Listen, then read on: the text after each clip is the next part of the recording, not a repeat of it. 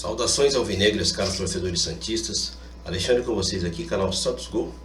Estamos aqui hoje nesse dia 20 de 4 de 2022 para falar sobre a partida entre Coritiba e Santos no Couto Pereira pela Copa do Brasil, terceira fase da Copa do Brasil, tá ok? Então vamos lá, pessoal. Final de semana aí o Santos teve um enfrentamento contra o próprio Coritiba na Vila Belmiro, né? Saímos vitoriosos aí por 2-1. Na verdade, eles tiveram um pênalti ali bem mandrake, bem duvidoso. Na verdade não foi pênalti, né? Foi duvidoso apenas para a arbitragem, mas para mim não foi pênalti. E aí a sequência, a verdade contou, né, cara? A verdade contou e o cara acabou fazendo um gol contra aí numa boa jogada do Lucas Pires.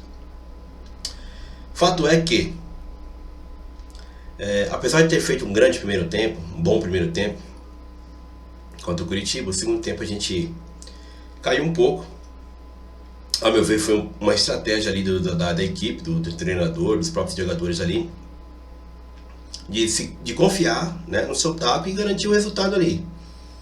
É maravilhoso? É o que a gente quer? Não. Mas é um método. Se todas as partidas do campeonato acabarem assim, a gente bate campeão. Tá certo? Então, a gente tem que respeitar. E quando há um resultado de vitória, não dá pra eu ficar falando um monte de bobagem aqui, tá certo? E achando um monte de defeito, na onde a partida nos rendeu 3 pontos legitimamente, tá ok? Mas aí vamos lá. Pelo Campeonato Brasileiro, X, ok, né? Fizemos a nossa lição de casa e ganhamos dentro da Vila Belmiro. A partida hoje é pela Copa do Brasil, tá? Todos nós sabemos aí, o Coritiba já andou falando, achou que poderia fazer mais contra nós. Eu acho que o Santos também poderia ter feito mais contra eles, né? Eu não vou trazer aqui para vocês uma pré-escalação, uma provável escalação, porque toda vez que isso aconteceu, todo mundo falou e acabou queimando largada, né? Acabou que não acertou, porque o nosso técnico ele sempre muda. E eu espero de fato que ele mude alguma coisa para o jogo de hoje. Por que eu digo isso? Porque muitas vezes a gente pode dizer, a gente ouve muita gente falando, a gente não tem um 10, a gente não tem um articulador, tal, isso, aquilo, outro, e pá, pá, pá, pá, pá, pá. E de fato não temos. E aliás, não somos o único time que não tem. Tá certo? Então o que eu entendo com isso? Se você não tem, você tem que procurar meios de jogar sem a peça que você não tem. E criar opções e condições de vencer a partida. Tá certo? Eu acho que o Santos tem que ir para lá com o pensamento de vencer o jogo, é óbvio, né? Respeitando obviamente o adversário e toda a sua capacidade, né? Mas o treinador agora tem que fazer o seu trabalho. O treinador agora tem que tirar um coelho da cartola. Por que eu digo isso? Primeiro vou dizer para vocês, tá? Como eu não vou falar da pré-escalação, eu vou dizer para vocês quem eu não levaria nesse primeiro momento até para jogar como titular. Levaria, lógico, relacionado, mas não sairia jogando comigo, que é o nosso amigo Goulart. Nosso amigo Goulart, não vejo nenhum pré-requisito que o credencie a sair jogando essa partida. Por quê? É óbvio que o Coritiba vai vir para cima do Santos lá no Couto Pereira. Isso é óbvio, isso é mais do que 2 e 2 são 4, tá certo? E se vocês puxarem aí, eu até vou passar para vocês uma estatística aqui que eu sei de cabeça, tá? Lembra, por exemplo, do jogo contra o Palmeiras. Se no jogo contra o Palmeiras nós tivéssemos no lugar do Goulart um jogador com um pouco mais de condição física, com um pouco mais de punch para segurar um impacto ali, a chegada de um zagueiro ali, certo? Das duas uma, ou a gente tinha iniciado vários contra-ataques ali perigosíssimos, tá? Ou a gente teria expulsado um jogador do Palmeiras. Por quê? Porque muito foi falado que foi feito um rodízio de falta sobre ele. Porém, os jogadores malandros, eles faziam a falta, mas faziam a falta de um modo em que é fácil fazer falta no Goulart. Você encostou, ele cai. Então você não precisa ser violento. Quando você tem um jogador com um pouco mais de força física, com um pouco mais de condição de suportar esse tranco e girar, e conseguir fazer o pêndulo para um lado ou para o outro, isso dificulta para o zagueiro.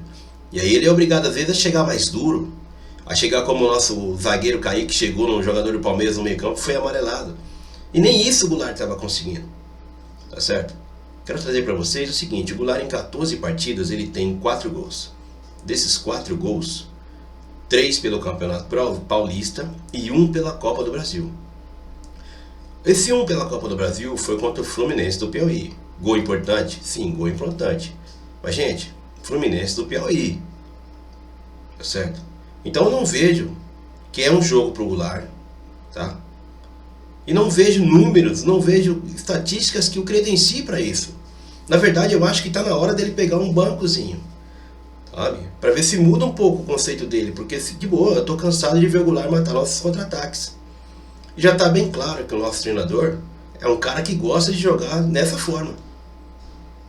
Então assim, eu espero que ele tenha peito e tenha coragem, né, de entender isso e usar a ferramenta Goulart da forma mais correta, certo? Então, na minha opinião, o que eu faria?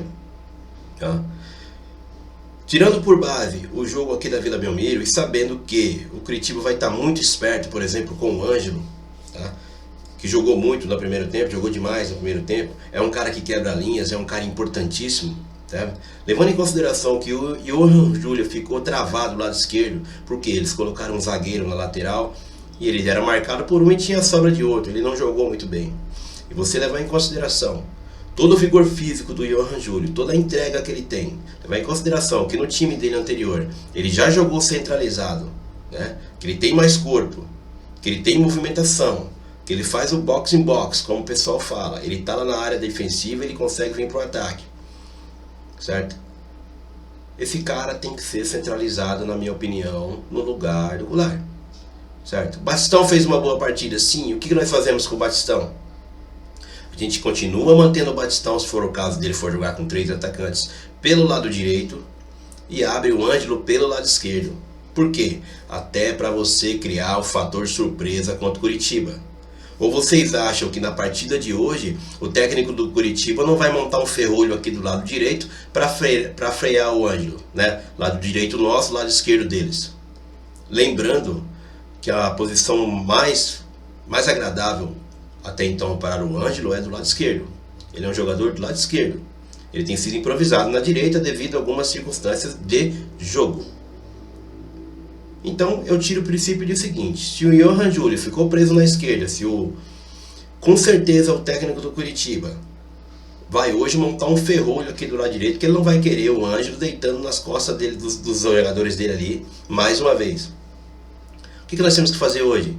Na minha opinião, se ele for jogar com 3 atacantes, tá? Eu recuaria o Johan Júlio, certo? Para fazer ali a função do Goulart, ficar circulando ali na frente dos volantes, tentar entregar essa bola. É um cara que tem uma condição física melhor, que tem um punch para arrastar essa bola até lá na frente, se for o caso. Se colocar na frente, o cara vai ter que derrubar, e derrubou, não é possível, né? A arbitragem vai ter que fazer o papel dela. Você coloca o Ângelo do lado esquerdo para criar um fator surpresa para o Curitiba e mantém o Batistão aqui do lado direito. Eu acho que essa é uma das opções do Santos buscar um resultado positivo em Curitiba, tá certo? Por esse motivo, não sairia com o Goulart de início, tá certo? E dependendo da situação da partida, nem sei se entraria com ele. O Goulart não pode, ao meu ver, de repente, dependendo da situação da partida, ele pode fazer ali uma composição com o Marcos Leonardo, ou até se no caso de uma substituição, entrar no lugar do Marcos Leonardo, ou de repente pegar o adversário mais cansado, né? Ou você pôr o Barbosa ali centralizado, talvez se o Johan Júlio cansar, algo desse tipo. Algo diferente tem que ser feito para surpreender o adversário nesse primeiro momento. Lembrando que quando você tem a vantagem de jogar em casa o segundo jogo, que é o caso do Santos, eu vejo que você tem 2 match points ali, né? 2 chances de matar com o jogo de 180 minutos.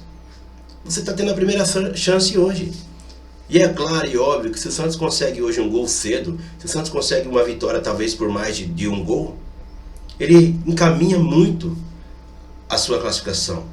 Porque aqui na Vila Belmiro o Santos é diferente.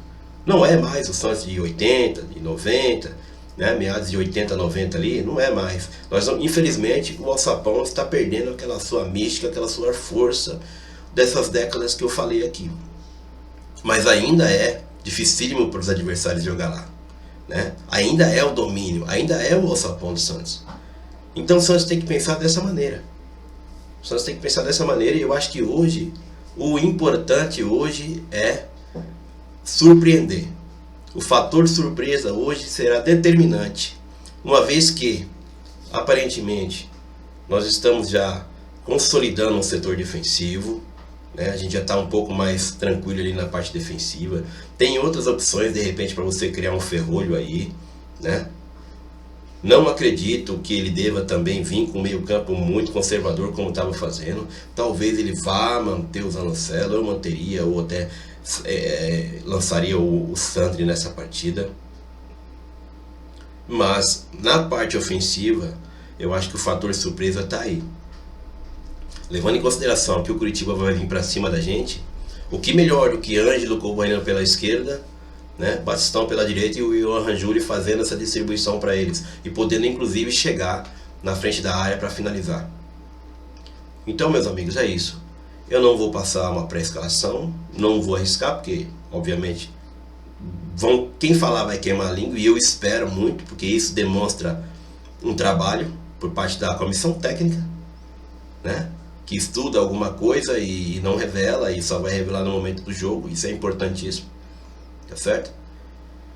E espero que o Santos vá com determinação, consciente.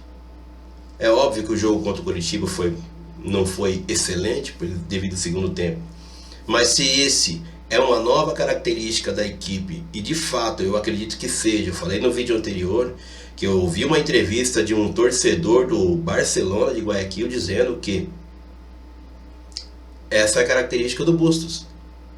Não é um treinador de jogos com placares muito elásticos, quando vence, vence de pouco, mas é um treinador, como eu falei no vídeo anterior, resultadista. E é importante. São 2 rodadas no Campeonato Brasileiro, nós temos um empate e uma vitória. Vamos supor que continue nessa média. Se continuar nessa média, né, com um ou outro resultado fora, o Santos bate campeão. Né? É óbvio que isso é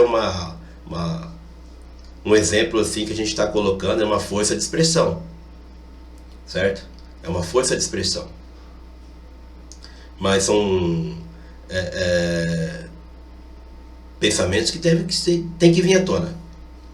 Então assim, não me importa se ele não vai fazer 3, 4 gols, é óbvio que a gente quer isso, mas ele tendo conhecimento e respeitando a dificuldade das competições, respeitando as questões internas do seu elenco e sabendo trabalhar essas peças dessa forma com que aconteceu até o momento, eu acho que não dá para falar nada. Eu acho que ninguém tem que falar nada a respeito disso. A única opinião minha é que o senhor Goulart, que inclusive agora eu vou dizer as estatísticas para vocês, com 14 partidas ele tem 4 gols marcados, tá? E desses 4 gols marcados, 3 no Campeonato Paulista e 1 na Copa do Brasil. Sendo esse da Copa do Brasil contra o Fluminense do Piauí. Ah, foi difícil e tal, isso aqui foi. Mas era um momento diferente da nossa equipe. E eu coloco inclusive isso mais um pouco na responsabilidade dele. Porque ele é o nosso referencial técnico, só que ele não pode entrar em campo só pelo salário que ele custa. Tá certo? Um erro não justifica o outro. Né? Se eu puxar as estatísticas aqui do Batistão, o Batistão tem 3 gols. Os 3 gols deles também não foram menos importantes. Um deles, inclusive, com personalidade, bateu o pênalti aí na Copa Sul-Americana. Certo? O outro abriu a vitória contra o Curitiba aí, onde ele fez uma boa partida. E o outro nos garantiu um ponto contra a Ferroviária lá, que foi bastante difícil também o jogo. Por erros nossos mesmo. Então assim, um cara que entrou na fogueira, entrou com o Santos em dificuldade em 2 partidas e conseguiu seus gols, cara. Eu acho que contra números não há argumentos. Beleza? Então essa é a minha opinião. Um bom jogo para vocês. Que o Santos vence essa partida, se possível por mais de um gol. Sempre quando chegam peças novas no elenco, o time vai se mostrar, em algum momento, vai mostrar um encaixe. Que comece esse encaixe por hoje. Tá ok? Saudações amigas a todos vocês e boa partida para todos nós.